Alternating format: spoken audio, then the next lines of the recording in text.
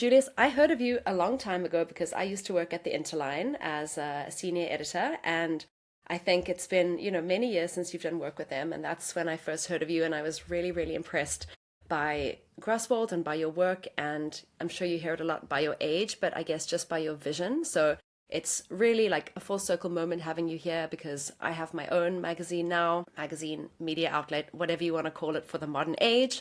So I'd love just to get to know you and for you to introduce yourself. And I want to say it's really delightful to have you here. So thank you. Wow. Thank you. I'm excited to be here. Appreciate it. I'm Julius. I'm the founder and CEO of Graswald AI. We essentially built the digital photo production fashion studio for the age of AI for big enterprise fashion brands, focusing on right now PDP, content production at scale, including video, including on model shots and pack shots, but going beyond that into product design, into essentially the entire creative processes and trying to help our clients streamline their internal processes when trying to scale up generative processes Yeah, in a nutshell. awesome. Let's get into the meat about talking about what the industry is doing, where it's at, where it's going, where it's not going.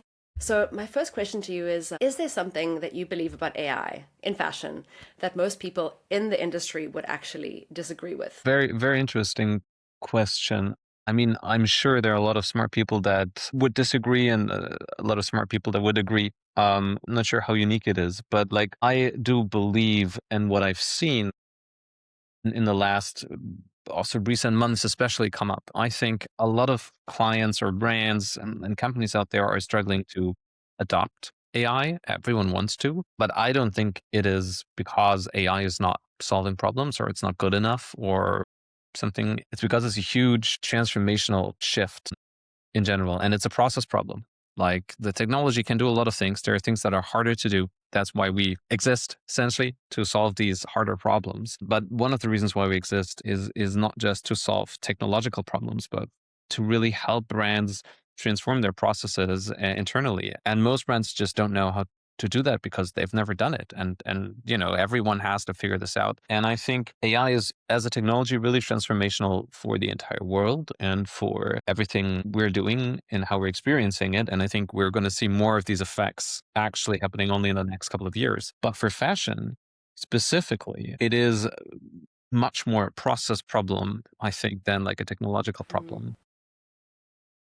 And what I think it actually, I would say maybe this is more like a lot of people agree there, but what I think is really, really interesting about AI and fashion in particular, like fashion has not been really an industry that has been interesting for technology providers or it's like fashion tech companies didn't really exist that much and it's been like a really crazy own world, but this I think like not been like that much interest. But what makes it so special in my opinion, also why I'm really interested in the space, is it's incredibly creative, it's incredibly artistic, it's all about telling stories really well, but it's unlike almost any other industry, it's really commercialized to a massive degree. And that creates a really weird kind of interesting companies where different people with completely different mindsets have to work together and that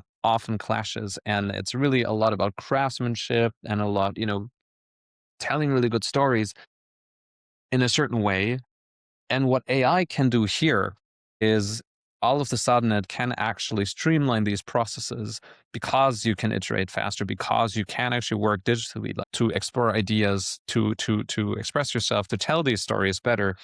And I think that has a huge, huge impact. Like it's been a very physical industry. You have your samples, you have your models, you have your stylists, you have your photographers, even on the content side and the design side as well. Everything is about shipping samples and looking at things and looking at the fit and touching it, drawing it on paper.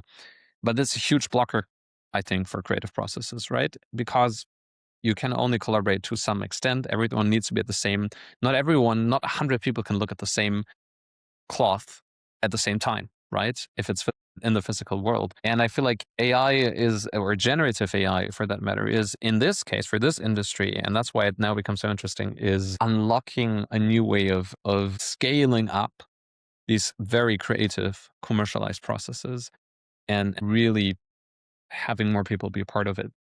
And that's why right now in fashion, it's so interesting, because all of a sudden things that were impossible to digitize, I think without it, yeah, I can have my Excel spreadsheets and I can have everything on my computer, but the garment itself, how does it look? How will it feel? That's really, really hard. And I think visualizing that, it's a lot of work.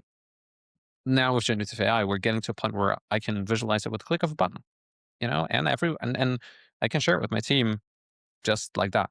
And Do you see a place, for what you're doing in the editorial side? I think you already do work with editorial. I'm curious, all the things we've discussed now, commercial, coming together with the creative, with the technology, with the systems. How big would you say a role you should be playing in that creative side when it comes to like the traditional way of putting together like a campaign, for the biggest brands in the world? How big a role do you think that tools like yours should play in things like editorial shoots and the bigger projects? I don't think that's up to me, honestly, or up to us. Like the brands have to decide what kind of role technologies and different processes should play. This is a decision that the creatives need to make, in my opinion. Like what we're not doing is we're not building a campaign for you, right? Like the justification of a brand's existence is how they are unique compared to someone else, like how they're different. All fashion brands. There's no other companies that we don't call companies, right? Brands are fashion brands, the only companies in the world we don't call companies, but we call them brands because it's about the stories they tell. And that is, if a brand loses who they are, their reason for existence, in my opinion, is gone. Like I can buy a white t-shirt anywhere. I don't need this like 100 brands offering that, but they do, because I'm not just buying a white t-shirt, I'm buying who they are and what stories they tell and how that with who I am. And as a lot of other technologies, I think, especially in this case, AI is a tool that allows you to express yourself better. If you know what you want to do, if you know who you are, if you know where you want to take the brand, then you can use AI to, for example, iterate faster. That means you can maybe create the entire campaign with AI. You can maybe create 10 times the amount of content than you could have done before, because now once you figure out the creative direction, just the production aspect of it is much, much faster, much, much simpler. You still need to figure out what you want to say though. And AI can't really solve that. It can make suggestions, obviously. And that is similar to when you paint, you have not 100% control over physics and paint and color. And you paint somewhere and, oh, maybe there's like a different, you didn't intend the brush stroke to go like this because you suck at painting, but you actually like how it looks, and then you're like, ah, wow, that's actually a nice idea. Let me flow with that. AI is to some degree like that as well. If you give it some very basic raw instructions, it will go some way, and you can explore things with that as well. But in the end, if I don't know what I want to say, I will not be able to say it. And I think a brand needs to still know what they want to say, because that's who they are. Yeah. And then when they do that, when they know that, they can use new technologies to produce it faster or to experiment from, I'm just going to see where this goes. I have this idea, snow, whatever, puffy jackets, like certain model type. I don't need to sketch it and it takes me 3 hours or a day to just get like a concept. I can get a ton of concepts. I can share this with leadership. I can get some feedback. I can iterate faster. Even if I then produce it physically, because maybe I have a certain icon as a person, I want to be part of that campaign. Even if I produce it physically, I still save a lot of time and I don't waste a lot of money by producing the wrong thing. And then you can obviously also, like, it's not just I do it with AI or I don't. I do believe we're going to get to a point very soon, and the demand on the consumer side is already there, where brands need to produce more content, and there's no other way than leveraging these technologies. Yeah, absolutely. I agree. I want to talk about, from the perspective, well, your perspective as the leader of a company who's worked with 50 plus enterprise brands now. If a brand can simulate, like we're talking about campaigns, everything, what is the differentiating factor? Like what is stopping that brand from becoming purely synthetic? Does it erode trust? Is there that element, like we said, it's really about the story they tell, and that's where the focus is. But, do you think they're at risk when they use tools like yours, or, really embrace AI? Is there that risk of like losing the human touch, because there's not that many humans now as the touch point? It's saving them money, saving them time. That's great. But at what point does it become a problem?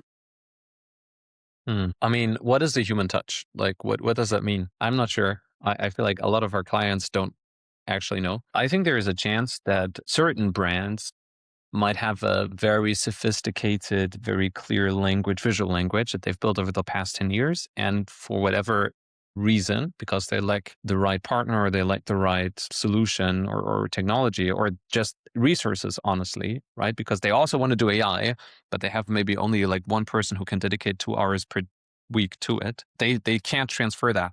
They can't put that into the new way of working. And then they lose themselves. Definitely. That can happen. That's the same as if you're downsizing the studio and your most important art directors are all of a sudden gone. They're not involved anymore. You'll also lose probably your touch. I actually see more people being involved now than vice versa. I mean, there are these situations where obviously you need less talent for certain tasks. That is clear. And that's also one of the goals of the commercial parts of the brands, right? But what we're seeing as well is, especially clients who are produced in-house, they have their own studio. They've had teams of stylists, hair and makeup, photographers, art directors, whatever, you name it. They've been all part of one specific part of the pipeline. And now, as they're starting, scaling up with us, for example, they're retraining their team to become more full stacks. A stylist is now not only responsible for the styling, but also for, figuring out kind of end to end producing the content. Same with the photographer who hasn't done styling. In this process, it is very likely that the photographer will make less good styling choices in the beginning than stylists. But how, to a short answer, yes, it can happen. We are working very hard with the brands to actually force them to really materialize what their brand is. Mm.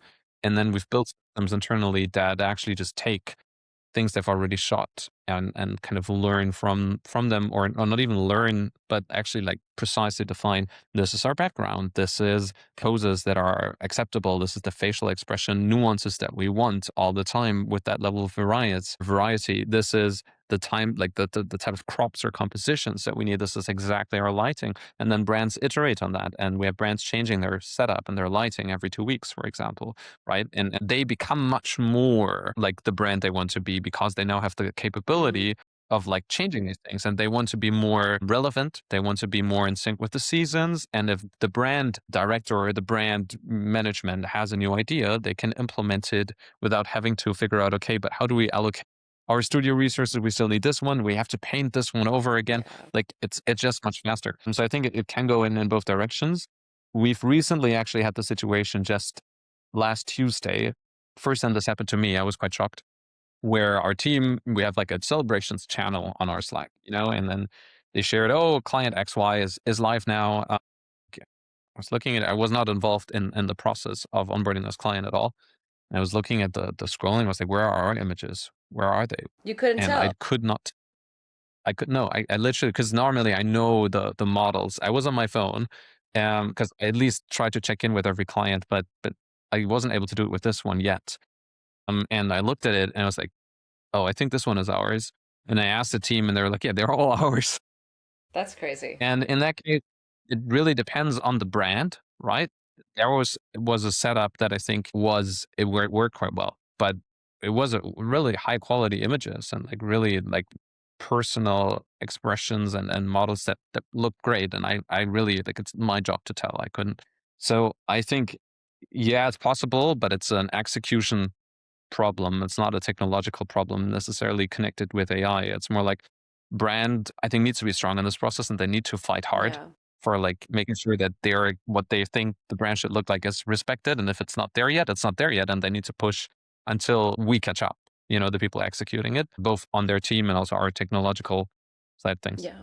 And then it show it work. It's incredible that you could not tell. I mean, just shows you your product is working. What's the downstream consequence of AI in fashion or just technology in fashion that no one is talking about yet that is going to matter? I think it's going, let's say 5 years. I mean, in our current world, I would say 5 years is an incredible incredibly long amount of time.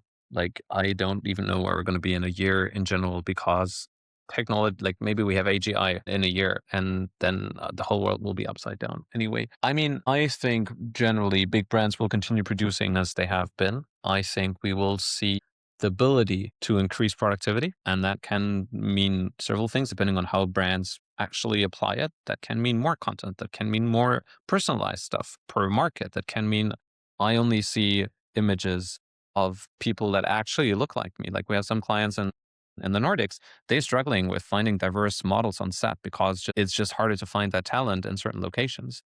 I think when we're moving to something new, we're always a little scared. We want to go with like what feels safe. But we're seeing this now. Like we are going live, or we already are live with quite a few brands that from the get-go decided, look, we have not done this before, but we want to have someone that's a little more plus sized, for example, or we want to now go more bold with within like certain ethnicities and that are underrepresented normally in our talent pool. And we are seeing it's also making more bold choices now. Like, oh, we feel like we need to lower the age of the towns. We want to get a little more younger audience, but we really don't know how to do that. Finding these models, but we can just go ahead and we can just create this digitally. Yeah. But in general, what I would hope to see is an outburst in productivity on the creative side. Like I would hope that the stories that brands tell are getting better, are getting more personal, are getting more thought through, because we don't have to figure out, is it really doable?